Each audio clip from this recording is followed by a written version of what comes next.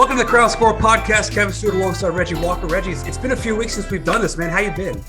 Man, I'm good, man. You know, the weather has fully flipped, and it got like straight up hot for a minute, man. But we're into June, bro. We got hockey playoffs going. We got the NBA playoffs going. And it's funny because everything's going a little bit later. Obviously, because of the pandemic messed up everything last year. But the cool thing for me, and I know we'll get into more of the Hurricanes and hockey later, is the NHL and Canada finally came to an agreement to figure out how they're going to be able to play the Stanley Cup Finals with Canadian teams and American teams, and allowing American teams to cross the border. So I think that's pretty cool. Yeah, and I tell you, I didn't see Montreal dominating this much this far into the tournament, but that's for another discussion. But you said the weather has flipped, but I don't know. I woke up this morning. It seems like the flowers smell better. The food tastes a little better, a little more pep in your step. Do you feel that too? Absolutely. I think it's because Julio Jones is out of the NFC South. Well, right. And so it's twofold for me, right? As a supporter of the Carolina Panthers, Julio Jones is out of the division. As a fan of the Tennessee Titans, Julio Jones is on my team. Mm-hmm. But if you look at it from a Panther standpoint, and this is something we kind of alluded to, a while back when we talked on here, is the Panthers are getting into a window to where the division around them is turning over. Sam Darnold has to be the right answer because by my math, right? I mean, Drew Brees has already retired. Correct. Matt Ryan on his way out, I would argue in the next 2 years at the most. I don't think Tom Brady's going to play past 2022. Worst case scenario, 2023, if you're a Panthers fan, is his last year. I think we've been saying that about Brady for a few years now. That's true. Sam Darnold better be the solution because you don't have time to start all over, because then you put yourself on the same time clock as everybody else in the division. You want to get ahead of that curve so you can find your stretch where you can dominate this division. So I think it's going to be very, very important when you talk about Julio Jones, because them moving Julio Jones signifies to me that the process is starting right now. Agreed. We realize they got Kyle Pitts. He's going to be a rookie. The process to turn this roster over is starting right now. They already moved the coach. Now they've moved a big-time wide receiver in Julio Jones at just 32 years old. They move him out of the way. We know Matt Ryan's still there basically because of the prohibitive nature of his contract. It's a beast. But in the next couple of years, it won't be as daunting a task to move on from him. So, again, you look at that. Again, we mentioned Drew Brees, already retired, and there's some questions about what they're going to do at quarterback there. Tampa Bay, again, it's an older team, particularly on offense. They're older, not necessarily on defense. So that you expect them to kind of turn that roster over in the next couple of years as well. So right now, it's very, very important that the Carolina Panthers get it figured out at quarterback and get this thing rolling in the right direction. No, and I agree with you. And for the Panthers, I think the process is going. And like you said, you really have to hope that Darnold comes into his own here in the Joe Brady offense, or at least year one of the Joe Brady offense, assuming he leaves for a head coaching gig after this year. But Joe Person tweeted out something yesterday that kind of blew my mind. Julio Jones played 16 games against Carolina in his career, which is a typical season now, obviously with the 17 games, but 16 games. He had 89 catches against Carolina for almost 1,600 yards, including that 300-yard nightmare in 2016. I mean, if I'm the Panthers secondary, I'm feeling pretty good that he's gone. And Brian Burns, I think he said it last week, that he's really looking forward to getting in with this young defense. Year 2 of Gross Matos, year 2 of Derek Brown, year 3 of Burns. And it's starting to look up for this Panther defense, especially now that Julio's out. But I mean, you still have that super team in Tampa. But and I know football's the ultimate team game, but just to have Julio out of the division, it's just got to be like a pretty big weight off your shoulders. Am I wrong? Well, yeah. I mean, and it's twofold, right? Because Ridley on the other side is a playmaker, right? He's up and coming. He's a really good talent. Right. And so what do you do when you got Ridley on one side and Julio on the other side? And my goodness, if Kyle Pitts turns into what everybody expects, if all three of those guys were on the field together, it's a nightmare waiting to happen. So I think you're right. I think it's huge that Julio is out of the mix. If you're any secondary in the NFC South, more so specifically as we talking about the Carolina Panthers. So yeah, man, I think guys like Dante Jackson are going to feel better. Those guys are also going to understand that, generally speaking, their ratings, right, according to Pro Football Focus and all these different entities that do all these rankings and all these things, when you don't have to deal with Julio Jones twice a year, it's going to help that statistical piece of information for you, and which also in turn, because trust me, these guys are aware of it, it's also in turn going to help their wallets. Of course. I mean, look what happened with James Bradbury when he went to New York. But he had such a hard task with facing Michael Thomas twice a year, Mike Evans twice a year, Julio Jones twice a year. I mean, that's enough. That's daunting of a task as its own. But now that he's out, Tampa Bay's still loaded. New Orleans still has Michael Thomas, but as you said, we don't know who's going to be their quarterback. I don't think Jameis or Taysom Hill would be a long-term answer there. But this is a win, like as you said, this is a window that's it's opening for Carolina. And I wouldn't say it's a win now mode. I think we're close to that just because Tampa's so good. But it's a chance for Carolina to kind of grow into the next step. I think is a way to say it. I would say they've got to be ready to win in the next 2 years, period. Yeah. And if the quarterback position is not the right answer, that 2-year window is not going to happen. No. It's really that simple. And I heard some stuff from because as we're talking about this, the Panthers are going to have some OTAs this week through Thursday, and I know that there was some talk from I heard Matt Rule make some comments about the left tackle position, talking about Cam Irving and Daly and Trent Scott and everybody that's kind of in the mix there. I think he mentioned Greg Little as well. Brady Christensen mentioned all 4 guys, or he mentioned 4 names specifically. And then obviously, like you mentioned, Christensen's in that mix as well, you would think. So it'll be interesting to see how that starts to shake out. But I think those are the 2 most important things. Who's protecting whatever the investment at the quarterback position becomes. I think those 2 things are paramount for this football franchise. Not just the team and the players this year, but for the franchise long-term going forward. I think the defense is going to be fine. Most of those guys were young. Yeah. They just have to kind of grow into it and be more consistent. And I think they will do that. And generally speaking, defenses and defensive players can kind of catch up a little bit faster sometimes than offensive guys. So I expect the defense to be fine. I expect the defense to keep improving. The question is going to be, again, where does that quarterback position find you right now? And like I've said, Kev, I think that's why game 1 against the Jets is humongous, not just because Darnold's playing his old franchise, right, but most importantly, because he has to look good, because if he doesn't, then the whispers and the questions start right away. Yeah, he's going to be the most looked at player on this roster next year, hands down, and left tackle as well. I think those are the 2 biggest positions that are going to have the most eyes on them, I guess, so to speak, throughout the year. I am looking forward to year 2 of Phil Snow's defense. We didn't have an OTA last year. We didn't have a regular training camp. We didn't have rookie mini camp.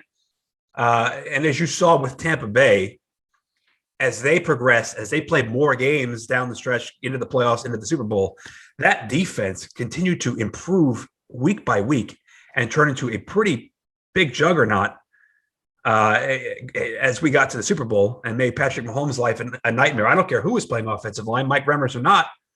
They were going to get to the quarterback, and it's evident that with time, the units are just going to get better. And now if you look at, I go back to the Julio news with AJ Boye, he for years he's in the AFC South. He's guarding, T.Y. Hilton and all those guys up there, and he comes to the NFC South. He's like, okay, now I'm going to have to deal with all these guys, and then all of a sudden Julio Jones is out of town. It's a pretty good deal for AJ Boye. It's a pretty good deal, and now, I mean, first and foremost, he doesn't have to follow any receiver back and forth across the field, which I have a whole theory about that anyway, but that's a whole nother conversation.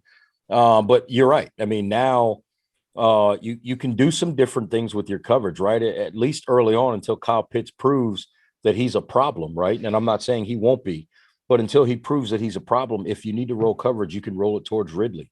When you play the Saints, if you need to roll coverage, you can roll it towards Michael Thomas. Those things are the case. When you're playing Tampa, you better not roll it nowhere, because Tom going to kill you on the backside. So don't even try it.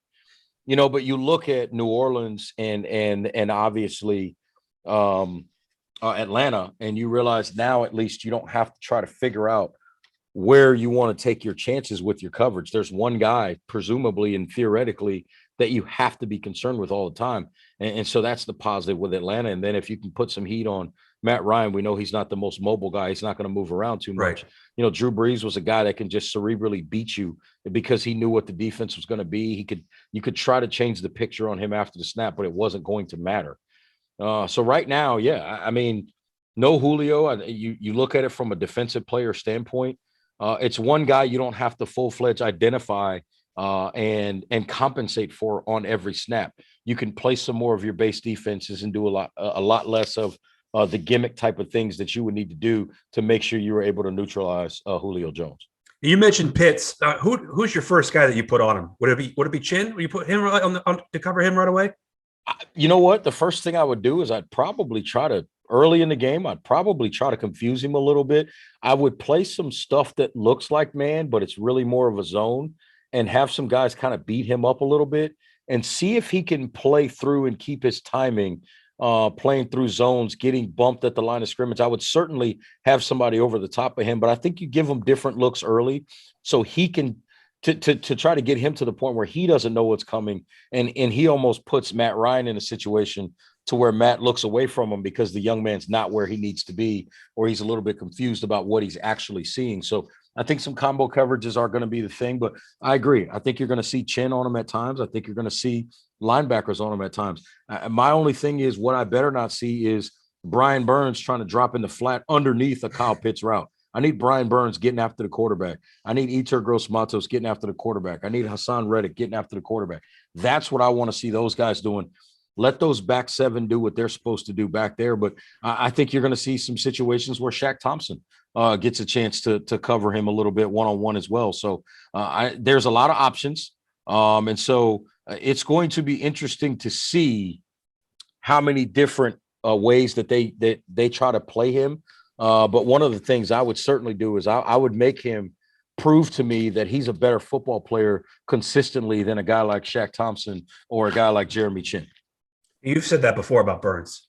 Don't drop him into coverage. No, get him after the quarterback. And I fully agree with you.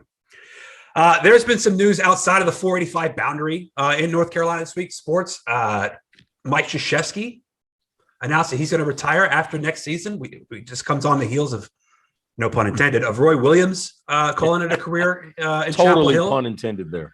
And as a man who grew up a North Carolina Tar Heel fan, thanks to the likes of Vince Carter, Antoine Jameson, Brendan Haywood, my feelings about Duke basketball are well known. I don't like Duke basketball. I've never liked Duke basketball. But there is a respect level that comes with Mike Krzyzewski and what he's done in that program. And he's been with that program longer than I've been alive. And that's a true testament of success. I am glad to see him finally decide to call it a career. I mean, I have not really watched college basketball too much over the last few years. I think the product's kind of dwindled a little bit. But Coach K called it a career after next year. John Shire coming in. What are your thoughts, Reg? Well, it's a couple things. So I'll address Coach K on the back end of this. I want to talk about John Shire first. And, a lot of people said, why John Shire? How is it John Shire? Well, number one, he's already on that bench, right? So you keep some kind of like Hubert Davis. Right. I think number two is, it's hard to sell certain things to that fan base. And I know some people are like, well, what about Wojo? Wojo just got fired. Hard to bring in a guy that just got fired to replace a legend, right? That's just a tough step to take. And then some of the other names I saw bandied about, not sure that they were even legitimate candidates. Let me help some people out at home. Unless his wife says so, Tommy Amaker ain't leaving Harvard. Okay. He's not leaving. She's a professor up there. I'm not quite sure what she teaches, but she's a professor there. It's a tremendous, obviously, opportunity for her in her career. Amaker is able to continue coaching. And let's call it what it is. They know how hard it is to get good basketball players into Harvard. You think they're going to fire Tommy Amaker ever? No. So it's a perfect scenario for him and his wife and his family in terms of what they want to do. And so, when that name came up, I kind of had to tell some people, no, that's not realistic either for those reasons. So I think you add all those things up, and I think John Shire is a solid candidate. Has he been a head coach before? Obviously not. But then again, there's a whole lot of people that haven't been head coaches before that are getting opportunities. Right. And so I think Shire, it gives Shire a chance to sit there with Coach K for an entire year, knowing he's next to move to the big chair.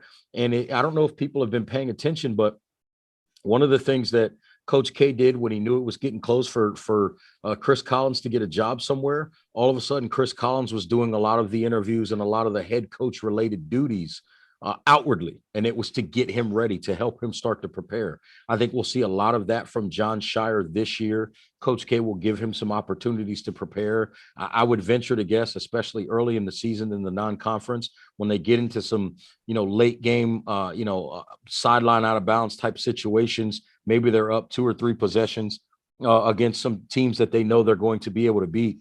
Maybe Coach K is having John Shire draw up what they want to do in those situations to give him some opportunity to really learn from his own decision-making, right? And so I think all of those things are factors. Now, when you look at Coach K specifically, there was a lot of talk. I saw a lot of people kind of asking the question, is he running from the name, image, and likeness stuff?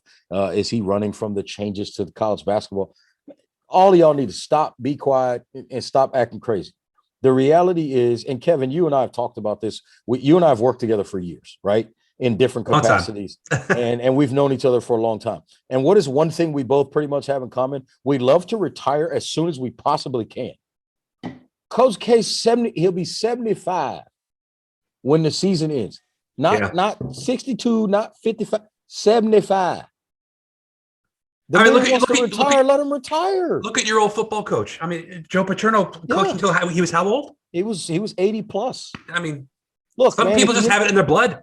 Right. And so the fact that he's saying, 75, I can retire and feel good about it. Let that man retire. Let him go sit at home and relax. We all want to retire early. Of course. Everybody wants to retire as soon as possible. And now we're mad at him because he's retiring at 75. I mean, he worked technically 10 years longer than the average person even feels like they have to. So I think we need to get off his back in terms of looking for a, quote, silver lining or some kind of smoking gun. The man is almost 75 years old. Again, he'll be 75. I believe his birthday is in February. He'll be 75 years old at retirement. Let that man live and just go hang out with his wife and his kids and his family and just be that. Now, the only thing that would have shocked me is if they would have named Chris Spatola as the head coach coming behind Duke. Chris Spatola, as everybody may not know, he's the son-in-law of Coach K, married to one of Coach K's daughters, obviously, and was at one point on Coach K's staff, now works at ESPN as a game analyst. So that's another reason why, maybe that name could have come up. But I don't know that Chris was looking to take on that kind of a role. But I'm okay with the John Shire pick. Could there have been other options out there? Absolutely. But part of it is who is willing to take the job as well. And as you know, even when Roy stepped down at North Carolina, one of the questions I had about Hubert Davis was basically based on what Hubert Davis said when he took the assistant job there was basically, remember, Hubert said, I took this job because Coach Williams promised me that I could sleep in my own bed every night. Well, when you're the head coach and you got to go out and recruit, you may not necessarily be able to sleep in your own bed every night. Right. And so I was wondering if Hubert Davis was willing to take that step.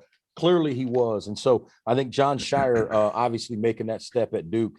I also think, Kev, this is just the changing of the guard.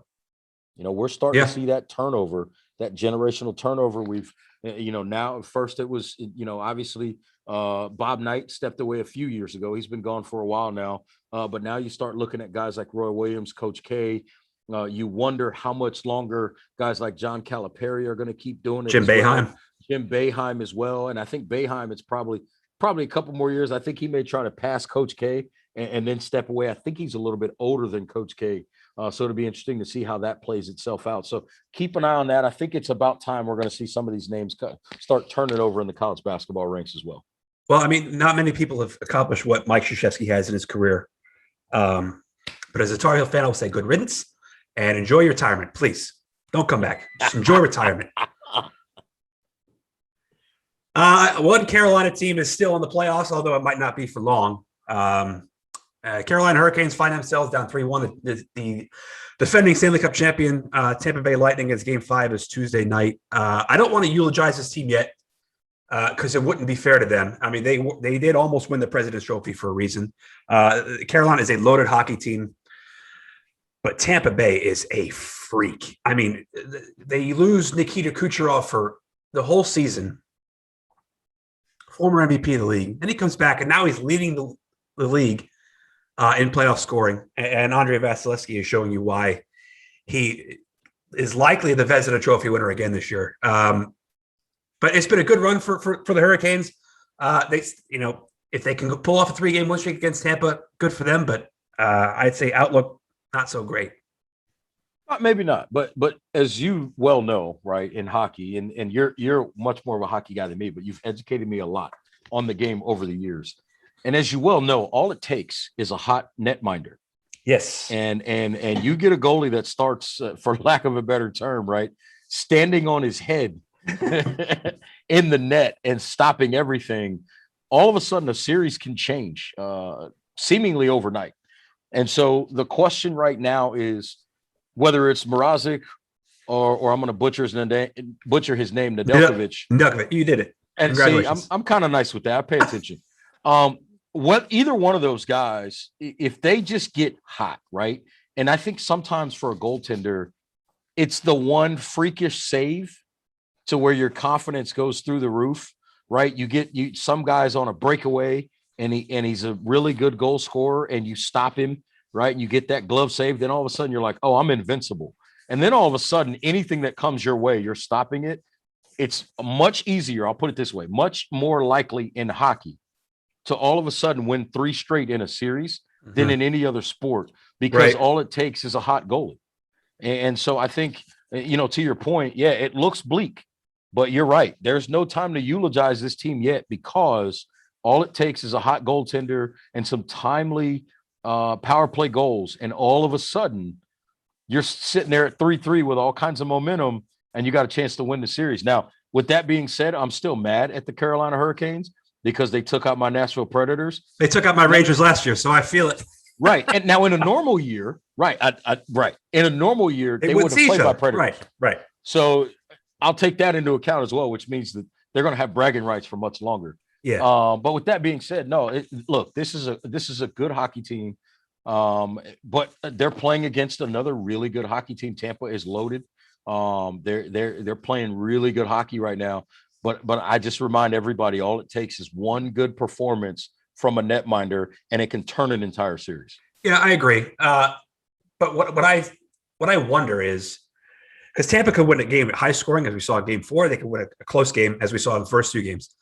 If you're Nedeljkovic or if you're Mrazek and you say, all I should have is a good night, and maybe we'll pull this out. But if you look at the other end of the ice and you see the best goalie on planet Earth, I wonder if it puts a little more extra pressure on your shoulders, or if the game's just too fast that you can't even think about that. You don't even have time to think about that. I bet you it's both. Could be. Which sounds like an oxymoron. Yeah. But what I mean by that is, going into it, you put the pressure on yourself because you know what's on the other end of the ice. And then when the game starts, it's going so fast because Tampa's that good and shots are flying your way. You can get beat up by that, right? And it can take you out. So I think you're right. I think that's a fair assessment. But as we both know, man, all it takes is some wild goal and a hot goalie, right? And you got a shot. Well, I would expect Rod Brind'Amour to go back to Nedeljkovic for Game 5. I understand why he went to Mrazek for Games 3 and 4. But I would expect him to go back to Ned at home. But should they lose tomorrow night, it's going to be an interesting offseason coming for Carolina. I mean, Nedeljkovic will be, I would suspect he is the starter next year. Mrazek, James Reimer are both free agents.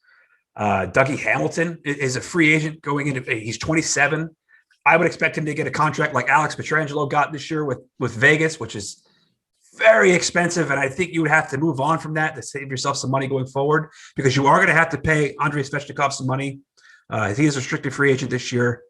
The free agent market isn't overly attractive. They need some scoring help on the wings. Maybe add a guy like Nick Foligno, maybe add a guy like Kyle Palmieri, but I like Palmieri. Yeah, he's been great. I feel like he'd be a little cheaper than some other guys. He would be. He's 30 years old, but he's earning his dollars now after he went to the Islanders after being traded from New Jersey. I mean, he scored a lot of timely playoff goals so far. But Game 5 is Tuesday night. It's going to be interesting. Should Carolina lose, I expect the future to still be bright under Rod Brind'Amour. But an interesting summer to come in Raleigh. We don't want to see this necessarily happen, but if the Canes go down, right, and then they're out, the Hornets are already obviously done NBA playoffs wise, right? And we're about to get a lull and a quiet time in the schedule for the National Football League, which is the Carolina Panthers. So it may just end up being just this quiet period around. But of course, if that becomes the case, we'll just get some really good guests on that may have a chance to kind of walk us through some of these off seasons with these teams, people that have covered these teams for a long time. And I'm not going to throw any names out there because then if they tell us no, then we look bad. But there's a couple out there that I'm going to make sure they hear this. And then I'm going to tell them I'm inferring it's them.